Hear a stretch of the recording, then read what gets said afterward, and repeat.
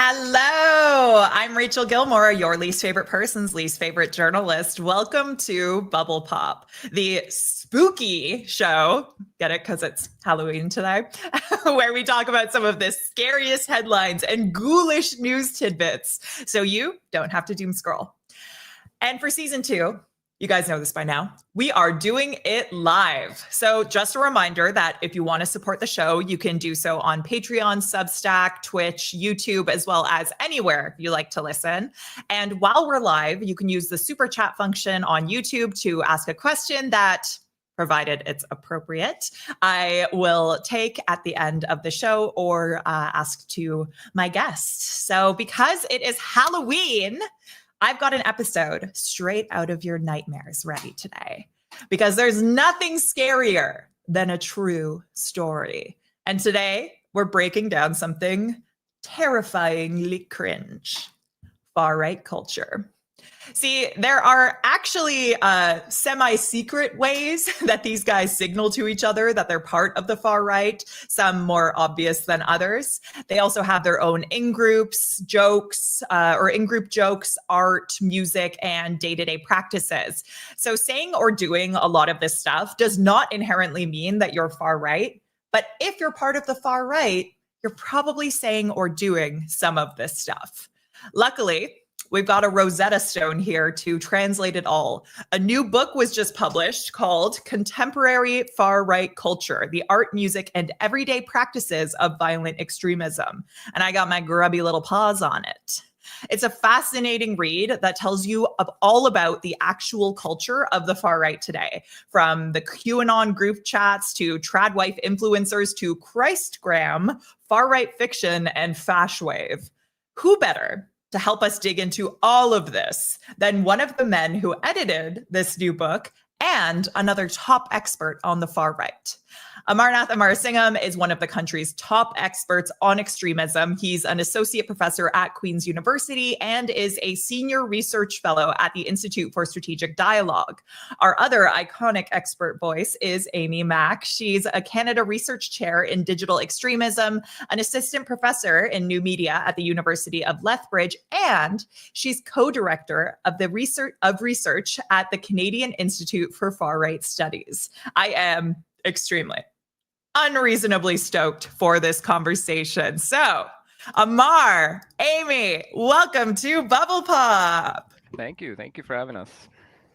Thank you for being here. I'm so happy to be talking about all of this. It's very spooky stuff. The first thing I have to ask you, because I think about this every time, what is up with all the Nordic shit? So, I mean, that's a good question, because like modern far-right paganism, I guess, has its root. It goes back a long ways to European, like folkish counterculture, and this idea that kind of Aryans were a divine beings fallen from the golden age, and it's been slowly over time linked. Religious identity, spirituality has been linked to racial identity. And so race has become this kind of spiritual inheritance, or the kind of biological inheritance for these people.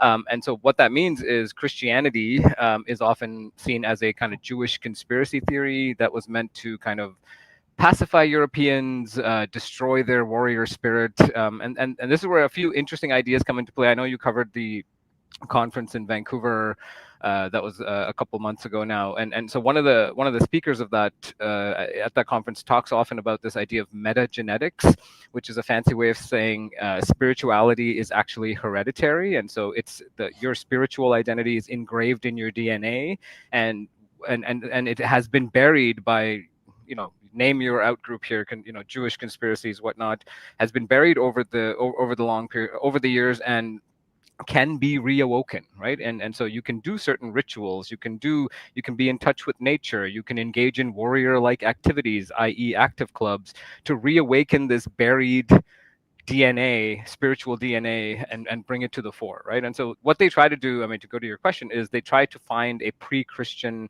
Aryan religion that they can attach themselves to, because they believe that that part of themselves has been taken away and actively buried by conspiratorial, spooky forces. Wow. Amy, do you have anything to add to that about all of the Nordic obsession?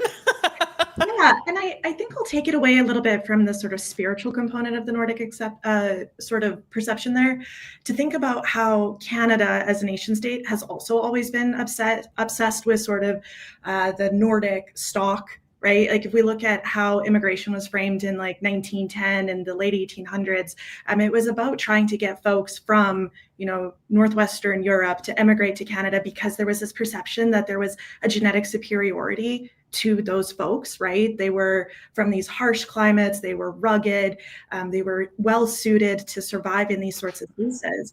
And so I think that sort of historical context that shapes how oftentimes the far right talks about immigration meshes really well with that sort of Nordic spirituality. So I guess what I'm trying to say here is that it makes sense that that sort of rhetoric would be in places like Canada, because we've kind of been talking about aspects of this for a very, very long time, right? Oh, that's so interesting. I didn't know that. And I think that's one of the things that's so cool about this book that Amar, you just put together with Marc Andre. It's such an interesting idea to look at not just, I think that when we talk about these groups, we often talk about the sorts of threats they pose, or maybe some of the organizing tactics and demonstrations or propaganda, things like that. But to actually genuinely look at the culture of these groups is so fascinating. What made you want to put this together, Amar? So there was a book a couple of years ago put together by Thomas Heghammer, who wrote the foreword to this book as well, thankfully. It was called Jihadi Culture, right? And that was kind of his argument there, is that we have an overwhelming focus in terrorism studies and extremism studies on ideology, on politics, on tactics, on death count, on all of these kinds of things. And we forget that these are people who have cultural, aesthetic dimensions to why they're involved in these sorts of movements. And so he had chapters in that book on poetry, on devotional songs, on dreams, on the importance of dreams for jihadist movements, on weeping, the idea of weeping as witness, right, as why you're part of this group, and so on. And so we wanted to kind of, not that it hasn't been done before in the far right, but we wanted to kind of look at how some of that stuff plays out in the far right movements. Publishing houses, what are the aesthetics, what are the podcasts, all these kinds of things in terms of how the far right actually goes about its life day to day, as opposed to just focusing on death counts and attacks and tactics and things like that. Yeah.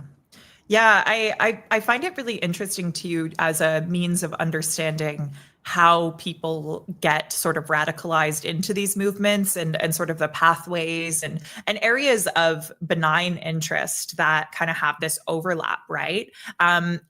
Amy, I actually was just listening this morning to a new propaganda video released by what the Canadian Anti-Hate Network just listed as, Canada's top or largest white nationalist network.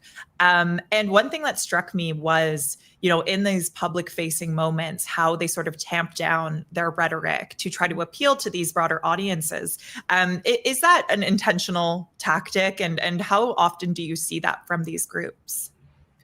Yeah, I think we really saw that begin with the alt-right, right? Like that was a very tech-savvy movement. That was a movement that was really concerned with, as you say, optics. They want to be taken seriously. And this is an aesthetic shift from perhaps when we think about what the far right looks like, sort of like the biker aesthetic, the big beards, the tattoos, those sorts of things.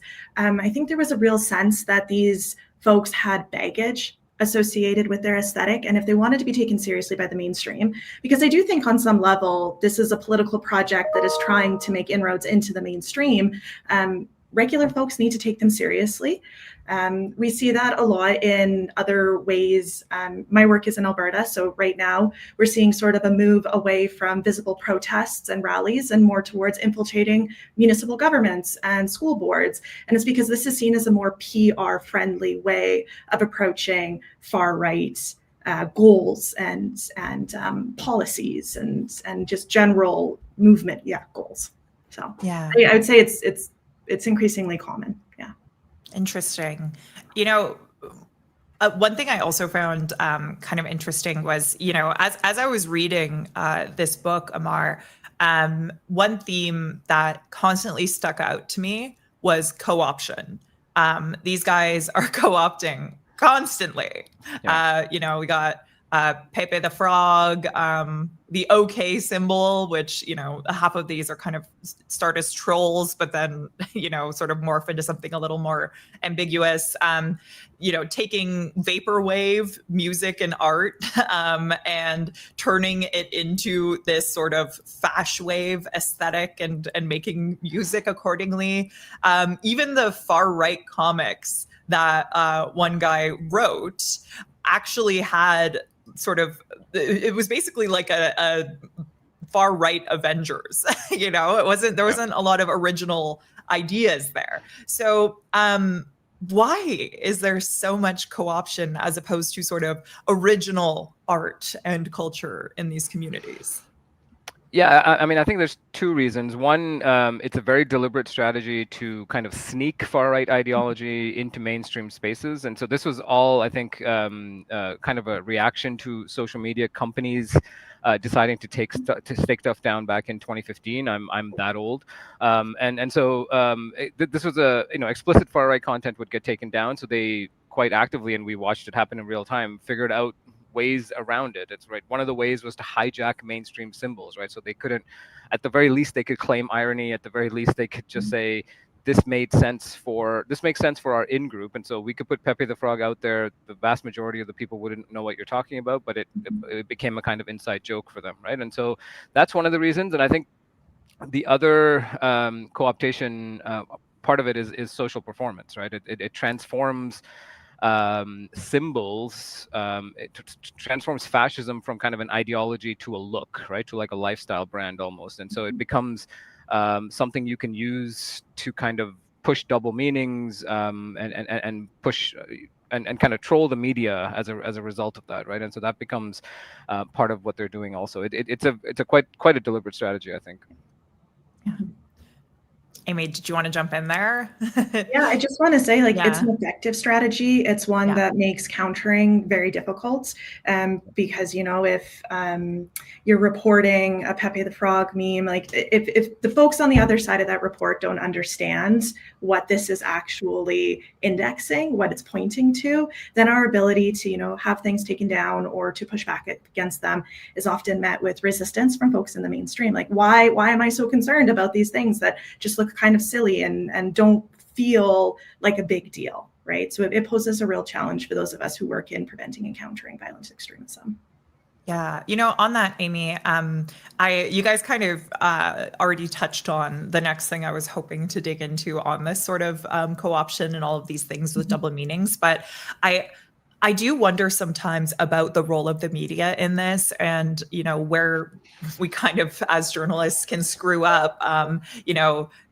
The deniability that is ascribed to the dual meanings of these co-opted things. When something has two different possibilities, it's very easy to gaslight someone or to, make fun of them or make them look stupid. And so, you get headlines like, that there was this OK symbol that is now a neo-Nazi or far right or whatever symbol. And it's kind of hard for that to be taken seriously. And it turns into this big mockery of the media, simultaneously discrediting media and kind of giving some clout to these far right guys. Is that, I mean, you kind of already said that's part of the point, but how can the media be aware of what the line is there? I mean, I think the stuff written on the bullets of the Charlie Kirk shooter is a good example here, right? Is that we're dealing with a bunch of guys who are just very deep in the online space, and they function according to the laws. Laws is probably the wrong word, but according to the norms of this online space, and they try to abide by it, right? And it makes little sense to the rest of us outside of that space. And as much as you try to keep on top of it, and we do this, me and Amy do this full time, and I'm still behind all the time, right? And so it moves very quickly, it moves very fast, and it's hard to keep up with all the changing kinds of things. And it gives them a kind of subcultural identity in that way, right? It's kind of like being at a comedy club almost, right? You're kind of a temporary community. You're all in on the joke for that particular time. And so this whole like in it for the lulz thing works in the same way, right? It's a bit worse in some ways because they feel embattled, they feel under threat. and it gives that subcultural identity a lot more power. To your question about promotion, I don't know. I've changed my mind quite a bit on this over the last couple of years. I used to be on the bandwagon of don't give it too much oxygen, don't report it this way and that way. But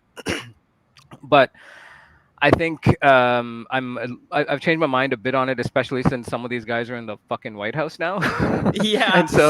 and so like I think keeping it quiet and keeping it protected and keeping it away from the public is kind of over. They won. They're in the White House now. I think our obligation as academics, as journalists, etc., is to kind of explain it properly and contextualize these things, right? I don't think I think this idea of not reporting on it that is kind of past, just because of how mainstream everything's become. Now I think we do a disservice by not talking about it more openly. Yeah, and I would say that one of the things that the media is doing right is exactly what we're doing right now, having folks who do know about these, who can do that accessible explainer. One of the biggest challenges for us is translating academic knowledge into outlets and forms and modes that folks actually understand and want to engage with, right? So I think as academics, we also have some work to do with journalists, with the media, to make sure that the message that we're providing is academically rigorous, but also accessible. Yeah, I have to tell you, as someone who, I studied human rights in my undergrad and I TA'd, so I've dipped my toe into that side of these things, not anywhere close to the degree that you guys have, and also work as a journalist. Sometimes when I read these books and these articles, I think, oh, this information's so important, but the average person is not going to understand this. Like I have to Google a bunch of terms sometimes while I'm reading, because you're kind of coming into someone's writing that they're putting together in the middle of a long academic career where, they're presupposing that others who are reading this likely have a foundational knowledge that the average person doesn't have. So I do agree that it's so important to translate that work down, but it's also, it's important for you guys to be able to talk to each other too. So it's a tough line. So one thing I keep thinking about too, as we're talking about this co-option and double meanings ascribed to things, like so much of this, I don't know how to say this without sounding incredibly insulting to to these folks, but like how much of the fact that they borrow so much from other cultures and other, creative outlets, other artists, other, communities is a sign of their own sort of lack of culture. Because that was something that really struck me as I was reading through this book, is so much of what we see here is really only a culture of opposition to or co-option of. Is that a fair assessment, or do these guys really have any sort of unique culture that isn't firmly rooted in something else that they're co-opting? I would maybe come at that in two ways. I think they do have a culture in the sense they believe that something was lost, right? So they have an imagined culture that they think they had at some point, and they think that that has been actively taken away and removed from them. I use the word imaginary because how they imagine this golden age that they're trying to reclaim never existed, and so they have an imagined culture of what they're trying to get back and what they're trying to install, and so that's something to keep in mind, I think. But I do think they, especially in the meme space, they do cannibalize a lot of existing memes that are out there for the reasons we've talked about before. Halloween, in some ways, is a good example of this, right? Because just because we spend the day dressing up as ghosts and K-pop stars doesn't mean that we're not aware that we're borrowing these things, right? And so but we're all aware that everyone else is borrowing also, and that we're involved in this kind of ritualistic meta culture almost, right? We spend the day creating this shared symbolic universe where everyone knows that the other person is also borrowing, and we're just kind of we're all just okay with that for the day, right? And whereas if I walked outside in a banana costume literally tomorrow, people would be like, what's up with this guy, right? And so it requires a shared space in order for that to happen, and that's kind of what they occupy in this subcultural online space, is they know what they're doing, but that doesn't sometimes that, I think, confuses us to think that there is no substance there. And for them, there is substance. There's an actual white nationalist movement that has an ideology, has a very articulate ideology, actually. But it's just that it's not real, right? It's not based on anything factual, but that hasn't historically been the case with most of these kinds of movements, right? It's based on an imagined grievance, an imagined history that they're trying to reclaim. It doesn't necessarily matter that academically it's not factually based, if that makes sense. Yeah. Yeah. Amy, do you agree with that assessment? Is that sort of your take on it as well? Yeah, I'm going to let that take stand. I'm a cultural anthropologist, so asking an anthropologist a question about culture is always opening up a can of worms. But yeah, I broadly speaking, I think Amar nailed that. I just because, as you know, folks outside, we don't necessarily understand the inner workings of their culture doesn't mean that, like as Amar said, that there isn't substance to it, and then it doesn't have profound meaning for the people who are in that space. And so I think thinking about like, what does this actually do for folks is a really useful way of looking at their cultural practices. Yeah. I want to circle back to something that, you guys, we brought up a little bit earlier in the conversation, which is, it's important to translate the stuff because they're in the fucking White House, and I have noticed that not just in terms of the White House, but so many elements that are incredibly popular among the in the conversation and down the line of dual uses and having these sort of symbols that mean one thing to one audience, but in a different context take on an entirely different meaning. I've encountered so many elements of the far right online used in mainstream contexts. And it's hard to ascribe in those moments, particularly when it's maybe like a right-leaning politician who maybe dog whistles every now and then, anti-immigrant sentiment. Like, for example, we have Michelle Rempel-Garner, who's been leading the sort of anti-immigrant rhetoric from the Conservative Party. She's the one who raised the question of getting rid of birthright citizenship for non-citizens for getting rid of birthright citizenship in Canada. She used the sort of based Chad yes meme to attack a Liberal MP. We've also got the which way Western man being used by Homeland Security's Twitter account alongside all the other weird stuff they've been posting. But then you also see these memes that very much were born on the far right, like the which way Western man is born of the far right, being used by GameStop. And, they're using the 4chan sort of imagery. So do these sort of more mainstream uses ever defang these memes as far right tools, or does it make them more dangerous because they sort of serve as gateways? Big question. I think, I think the way Richard Dawkins, if we want to go back to the 70s, how he defined meme, he called it a unit of cultural transmission, right? And so he's saying that just like genes that kind of have natural selection act on them and get passed on, memes function the same way. And he says, whatever meme is out there that's better at getting noticed, better at getting remembered, better at getting like touching some sort of resonance is likely to last a lot longer than other memes, right? And we see this happening in real time. Like, my kids walk around going 6'7". I'm like, that's not going to last probably another 2 weeks, right? And so things move very quickly in this space. And I do. So to your question, I think some of these politicians do have malicious intent in how they're pushing some of these memes. Others, I think they're just trying to tap into a broader cultural conversation that they think they understand, and want to ride that wave for the time being.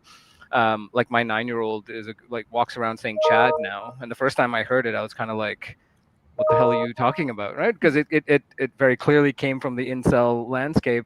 But it's now made its way into the gaming spaces and Roblox and other where he's picked it up, or YouTube live streamers use it for entirely separate purposes and different uses, and he's picked it up that way, right? And so I do think these memes evolve and kind of take on a life of their own, sometimes in harmful directions, other times just defanged, as you say. So I think it's a case by case, and I think for people who use it, it really depends on their intent. When like Kash Patel's FBI or ICE accounts on Twitter use it, I'm much more likely to ascribe malicious intent than when random politicians or random other accounts use it who just might not understand where it came from or are using it in different contexts. Yeah, absolutely. And I would also say that oftentimes when I ask people about their sort of linguistic or symbolic practices, they don't know the roots of the things that they're sharing.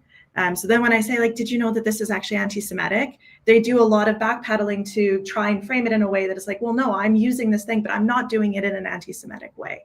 So on some level, the memes have moved in such ways that their lineage is often forgotten by the people who are using them. And I'm not sure if that defangs them or if that spreads things, but it certainly is a ramification of the new media era that we're in, right? Yeah, I always worry that, when people see these things or start to laugh at these based Chad memes or that language, is that going to send them down a rabbit hole where they'll learn about a mid-tier Becky and looks maxing and next thing you know, it's they think they're just kind of interested in betterment, but that it's so easy to fall down a looks maxing incel pipeline or these various pipelines. So I'm of two minds when I see these being so broadly used. Is it taking away the original meaning, or is it just risking introducing more people to it? And as you said, I think case by case is probably the best way to view that. Another theme that came up in the book, and I also saw when I was fishing around for some screenshots yesterday, is I think we mentioned this already, but so much of the the culture here is this it's an ideology driven by nostalgia for an imagined time. We've got the embrace of even recent past, through vaporwave messaging, fashwave, the messaging that fashwave infused in it, the kinds of expressions of masculinity that they embrace, reimagining histories wherein Europeans crossed an ice bridge and therefore were the first ones in North America, those sorts of theories, debunked or very scarcely supported theories. What does that tell you about these movements, that they are so often yearning and looking back as opposed to looking forward? I mean, I think for them, for a lot of them, it's a reaction to the present, right? And so they see these kind of rapid changes happening in society, sometimes attacking them directly, in a kind of perceived grievance that they don't like, and they look back to this kind of mythic past or mythic golden age where everything was different and everything was perfect. And that's true for every single extremist movement, I would say. Like for white supremacists, it's like this pre-multicultural Europe. For Islamists, it's this, the ideal caliphate from the 7th century. For Hindu nationalists, it's this kind of Vedic civilization that also didn't really exist. And so it functions as a kind of propaganda also, in the sense of it's forward-looking as much as it is looking to the past. So this is how we used to be, and this is who's to blame for all the changes and uneasiness that you feel, and we all feel the same way, and this is how to kind of change the future, right? So sometimes kind of mundane images of these kind of tradwife content of white women in white clothes throwing their white babies into their air, or AI generated memes of and this I've seen a lot more recently of white women on subways and trains surrounded by Somali immigrants, and all kind of AI generated is meant to be emotionally effective, right, or affective, and meant to mobilize. So it's very powerful tool, and it's also that much more powerful sometimes in its vagueness, right? Because you can feed into it your particular grievance as you feel it personally, and so "Make America Great Again" is a good example, right? Which is the pinnacle of nostalgic statements where, well, what is great and great for who, right? And so you could it's vague enough that anyone can read their own grievances into it, whether it's the lost farming or lost racial identity or whatever. And so it's powerful in its vagueness that it kind of speaks to individuals to kind of fill in the gaps as they please. So yeah. And I would also say that this act of looking back to an imagined history is a lot easier than trying to imagine a different kind of future, right? So in many ways, This is strategic. It is the easy path. It's the path that, you know, far right groups have done for centuries. Like, this was what the Nazis did as well. They looked back to a romanticized version of Germany, and it's a lot more difficult than I think sort of the leftist project, which is trying to imagine a different sort of future that is just simply much more difficult to do. Yeah. Yeah, it makes me think of how when you go on vacation, even, you think, oh, this place, wherever you're visiting, at least in my experience, I'm always like, oh, I want to move here. This is the best. But it's because you aren't engaging in the daily trappings of the difficulties of living a life where you have to work, where you have to pay bills, where you have all of the interpersonal struggles that you deal with on a day-to-day basis. You're suspending those. And I think that that's something that in nostalgic sort of reminiscing, you also get to enjoy it. You get to pick and choose what you're going to keep, what you're going to leave, especially if you reflect on a time that you weren't even around for. So you don't even have those memories to, permeate whatever imagined idyllic past you've somehow lost. Even Hawaiians have to go light bulb shopping, right now. Exactly. It's not just daiquiris on the beach for everybody. Yeah, exactly.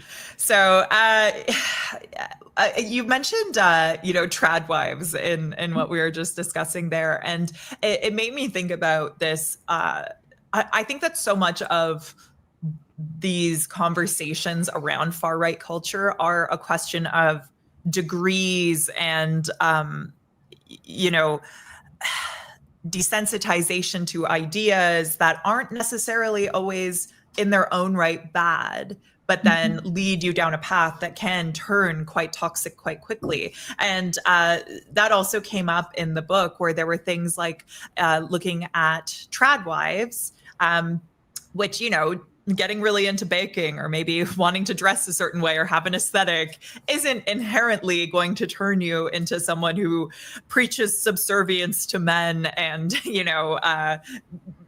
it sort of advocates for other women to live this lifestyle that reduces their choices in life. And similarly, MMA is something that is a sort of gateway in many ways, but it's not inherently bad. You can do MMA and be a totally progressive, healthy person who's just trying to get fit and maybe likes grappling a little.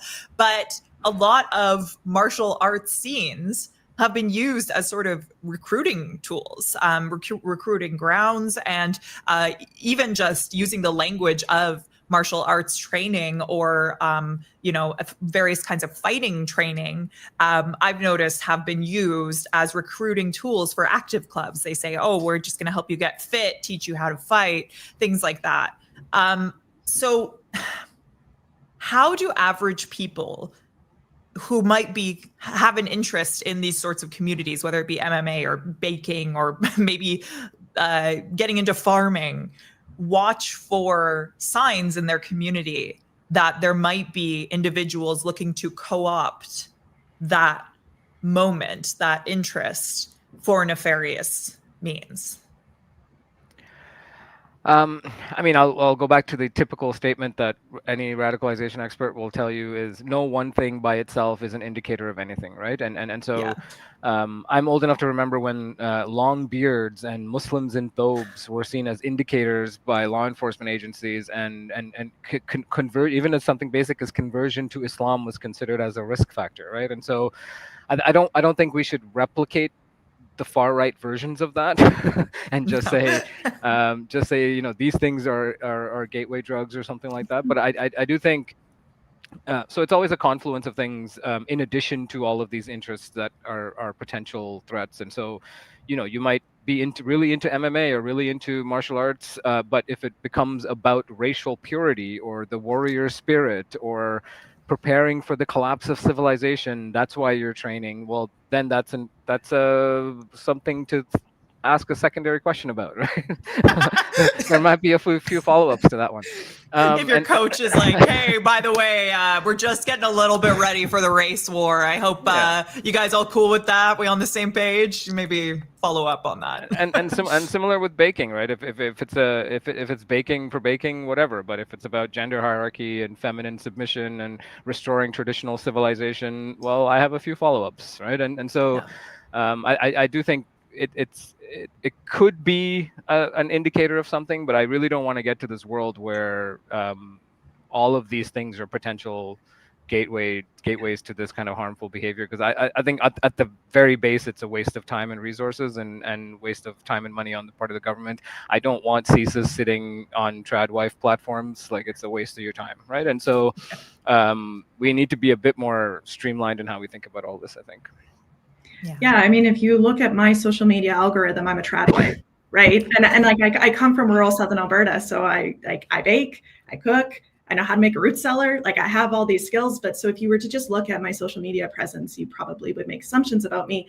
So and to Mar's point, that's not a particularly effective way of thinking about radicalization and how do we have healthy and progressive communities. Yeah, I think it's about the political rhetoric that's circulating in those places. Like, how do folks respond to things like feminism and you know, the gender and racial hierarchies, and are there sort of I guess subtle comments around these things? Like, are folks kind of testing the water? And I actually think what's most useful is to just continue to have conversations with the people in our own personal lives about these sorts of things, and just to keep the doors open to have conversations that are, you know, maybe not super judgmental, and not going to assume that just because you're, you know, interested in MMA, that I'm going to assume that you're a white supremacist. You know, approaching these things from a place of curiosity is a good approach. Yeah.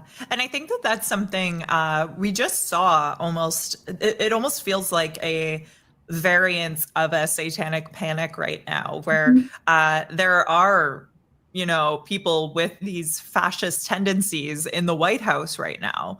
And I think almost to regain a feeling of control, people have turned into Nazi hunters online, where they're, you know, seeing lightning bolt necklaces from Taylor Swift and convinced that that means she's a secret neo-Nazi, or, you know, they're just seeing dog whistles everywhere, and not really considering the context. And I think that sort of,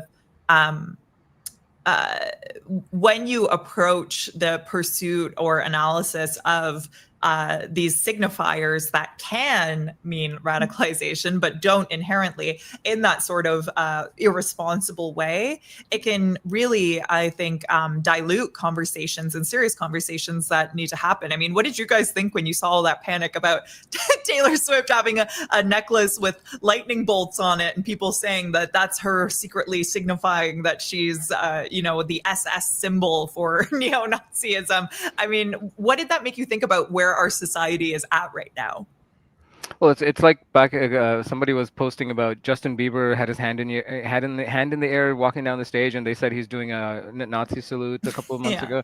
I think this is the danger of these kind of list of indicators, right? And so back when long beards was a sign of ISIS, like, people got stopped at airports, they got secondary. Like, it has real world consequences when you don't understand the broader context in which these, you know, quote unquote indicators are circulating, right? And there was a guy a couple of years ago where a Mexican guy driving a truck had his hand out the window with the OK sign, just like resting his hand, and someone called his boss and he got fired for being a white supremacist, right? And you're like, well, he's Mexican. Well, he's Mexican, number one. And like, you're so it does have consequences when we remove these symbols from the broader context and start to see them as threats, free-floating threats, right? And so we need to be very careful about that, because it does have actual consequences for people's lives. Yeah, and I think this is also a function of social media. You know, we've been talking a lot about the far right being an in-group. I mean, we all want to be a part of groups, and I think there is something to be said about conversations on social media where you just want to be a part of, as you say, maybe Nazi hunters or whatever that is. But I think there's a feeling of belonging when you're a part of these sorts of conversations, and sometimes we talk about things that we don't actually have expertise in online. And so I think there's a lot of factors that are contributing towards maybe not the most useful conversations about radicalization, and social media is a big part of it. Yeah, I'm actually really glad that you mentioned social media and the internet, because that was something I wanted to ask you guys about. So much of so much of everything that I'm saying here actually is funny, because I find myself thinking about it. I'm like, well, the internet changed everything for everyone, because I think far right culture it's just another culture, and so all of us have had our cultures go through shifts and changes over time. But I I am really curious about the ways in which the internet seems to have facilitated, in some ways, the spread of propaganda.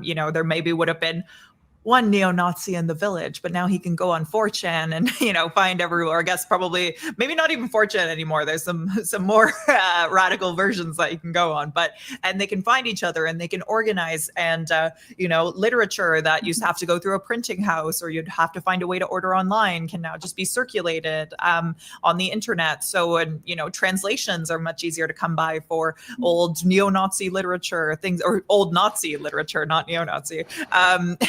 So elements like that, I mean, how much has the internet contributed to this sort of rise of fascistic ideologies that we're seeing? Or do you think that it's less a byproduct of the internet as it is a byproduct of the societies that we're living in with exacerbated inequality, and the internet just happened to arise at a time where people were already primed for this kind of radicalization?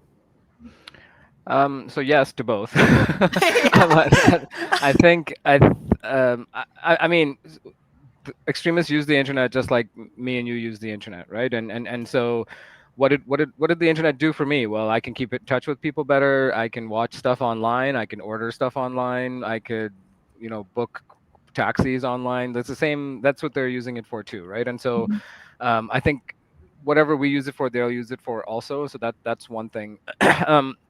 And the other thing it did, and from talking to extremists for a decade now, they found that, like to your earlier point of this transnational community, that part is real, right? That was harder to do pre-internet.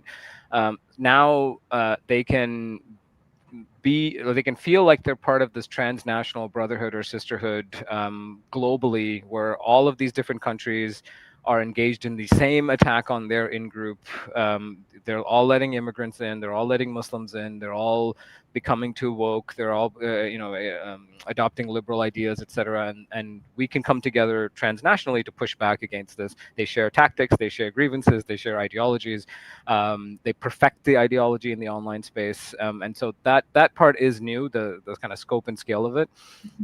But we have to remind ourselves, Canada has had the KKK back in the early 20th century, right? So the grievances are always there. The movements are always there. They can just keep in touch a lot easier these days, right? I always use this analogy. I think I might have used it on your podcast last time. Is the guy with the end is near sign, right? Is you can walk by him today. There's 2 people listening to him. You can walk by next week and there's 100 people listening to him.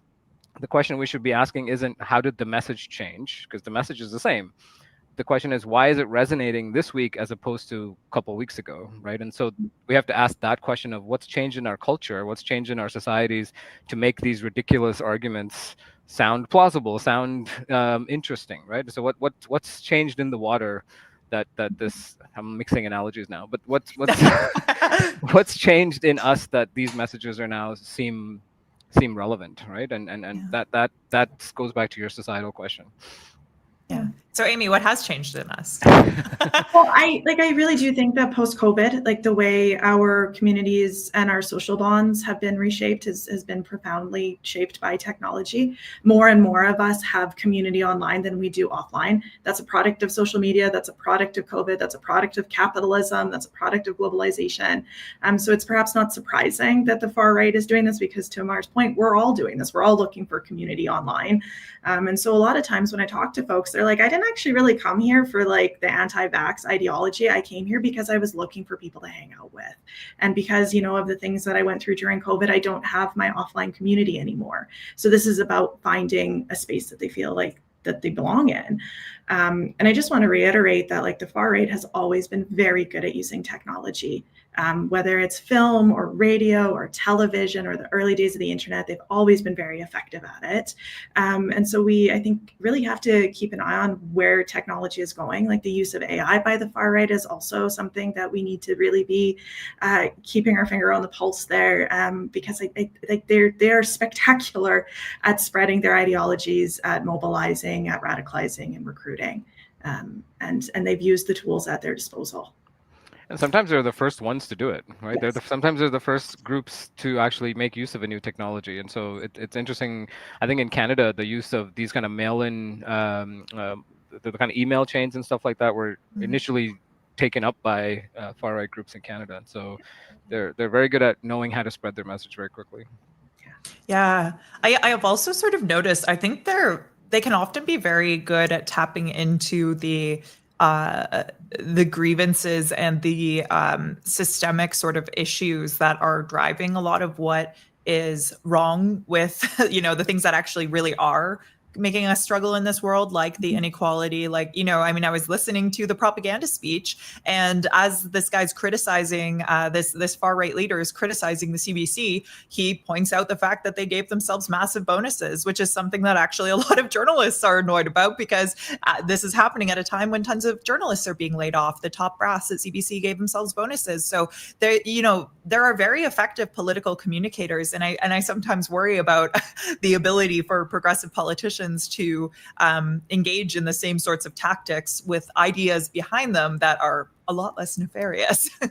Although I guess depending on who you ask. But I did want to sort of finish off by asking you guys specifically about the Canadian context. I mean, Amar, you just mentioned the fact that the KKK has been around here for forever. And I did want to ask you, like, so much of what we're talking about here, because of the internet, sort of transcends borders. But are there any of these elements or any pathways to radicalization that you've noticed are more present in Canada, or are a specific issue here, or is it really just global across the board?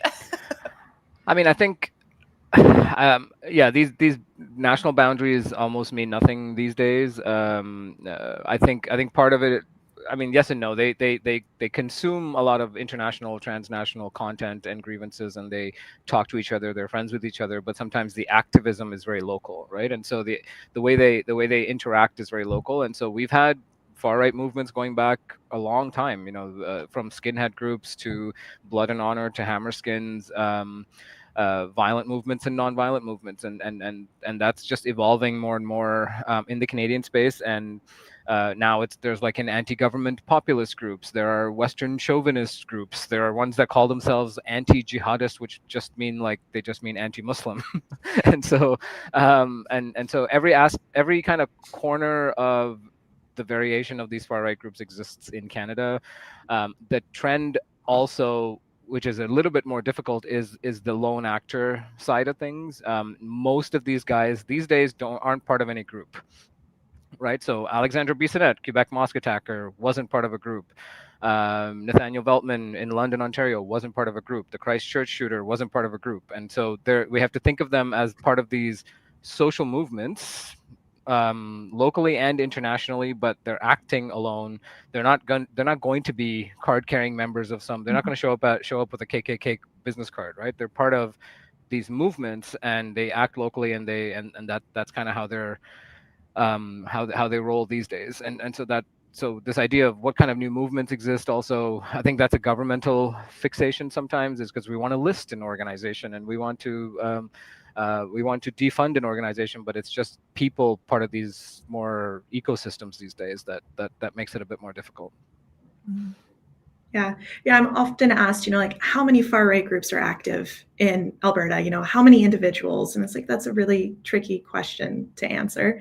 I think a lot more in terms of grievances, like what are the things that people are angry about right now? And I do think there are regional differences in that way. Like I do think there is some differences between what you see happening in Quebec versus Ontario versus Alberta. But to think in terms of national borders is as Amar says, kind of impossible in today's society. But I am quite interested in, like, why do certain groups seem to mobilize in particular parts of the country, and what is the pre-existing cultural context that makes that sort of mobilization make sense? Like the Coutts border blockade was always going to happen in Alberta. And so then unpacking why is it that particular form of violent extremism happened in Alberta helps us think through what can we do to prevent radicalization and violence in the future, right? Yeah, absolutely. So I think we're sort of in our final stretch here. So I want to give the folks who are listening live a moment. If you guys have any questions that you want to put in the chat, we'd be happy to take them, provided they're appropriate. We've got a couple minutes left here. So while I give you guys a minute to do that, Amar, Amy, first of all, thank you so much. And second of all, can you tell people where they would like to keep up with you, where they can find you if they want to keep listening to you and reading your work? So I'm still on all the social media platforms. Blue Sky is where I'm probably most active. You can just search my name, I'll show up. Twitter, I'm on there still for a variety of different reasons, but I don't tweet as much. For obvious reasons. But yeah, those are the two main ones where I kind of post what I'm working on. So. Yeah, similarly, I'm on Blue Sky. I'm also active on LinkedIn these days. That's also a weird space to be, but I'm over there. You can also keep up to date at ciphers.org. So that's the Canadian Institute for Far Right Studies. That's where a lot of my work and the work of my colleagues is accessible. LinkedIn is making a comeback. I noticed that too. Yeah, it's like a post Twitter comeback. Yeah, I've just been parking my videos there, and I tune in sometimes, and I got all these notifications, and I'm like, oh, people are actually on here. Interesting. So we do have one question in the chat that I'll throw at you guys. This user Scalpel11 says, how much anti-vaccine, I guess, rhetoric is coming from Russia targeting Canada? And I think that more generally, I mean, a lot of people like to attribute disinformation to Russia. How much of a role does Russia have in the disinformation landscape in Canada? That's tough to say. I mean, I think it's definitely there. It's not necessarily just Russia. It's also India. It's also Iran. It's also China. There is a lot of content in the online space that is trying to create fissures and pull at already existing fault lines in the Canadian space. And so that's kind of the point of disinformation, is to find what pisses us off and try to poke at it a little bit more. So that's definitely happening. I don't know if it's just vaccine content. I think we're pretty good at screwing ourselves up on the vaccine front ourselves. There's also this threat of election interference, which hasn't really panned out in the Canadian space yet, but that's also, I mean, that's always something on the radar for academics and law enforcement, is what kind of interference is happening. It's not always going to be these like Dominion voting machines kind of thing. It's going to be much more subtle. And so that's always something to keep in mind. But it's at the same time, we're pretty good at just shooting, stepping on enough rakes ourselves. So. Yeah, I'm in the province where you have to pay over $100 to get the COVID vaccine if you want it now, right? So that's just legislated at this point. And I think this is an interesting question to consider, like why locality matters.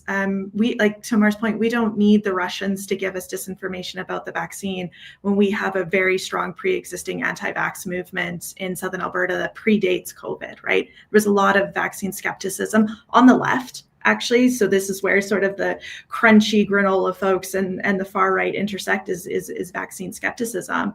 We also have a number of religious groups here that who have a long-standing history of opposing vaccines on religious grounds. So because of our cultural, ethnic, religious context, we don't need the Russians for that. All right, I'm going to take one more because I think we just have time for that. I don't know if you guys want to give brief answers so that I don't keep you late, but this is from Violet Storm. They want to know, what do you think about Elon Musk and his platform and the money in backing so many far-right movements? Oh, God. I know, it's a big one. A brief It's a answer huge to one. that. Yeah, just quickly. 10 seconds or less. Just kidding. You can take like 2 minutes each. No. I think he has a long running history of funding and supporting some of these movements. I think some of it is personal. He has a trans daughter who he's very mad about, and he's determined to like destroy the quote unquote woke mind virus, as he likes to call it. So that's one thing. I think so. His takeover of Twitter, I think, is kind of better understood in that context too. Like he does want to influence the public conversation. He believes that the culture has shifted too far He's also destroyed the platform, so like all of my friends who used to work at Trust and Safety have all been fired. All my friends who used to work at the Human Rights Department have all been fired, and so I don't even know who mans or womans these places anymore. So that's one thing. But I think he just has a long-running grievance of the left destroying everything he holds dear, and is basically going to use his billions to fix it. Yeah, and I mean, talk about somebody who wants to belong, who wants to be, you know, have friends, who wants people to think he's funny. Like, I think he's a perfect example of trying to find community, bought a platform to do so, and I'm not sure it's working out so well for him. Yeah, that was an incredible read, actually. All right. Well, Amy, Amar, thank you so much. This was such a valuable conversation. I hope I can have you back on soon, because I don't think this problem is going anywhere. But thank you for breaking all this down, for translating this online language. And I hope you guys have a very spooky Halloween. Thanks so much. Thank you so much. It was wonderful to be here.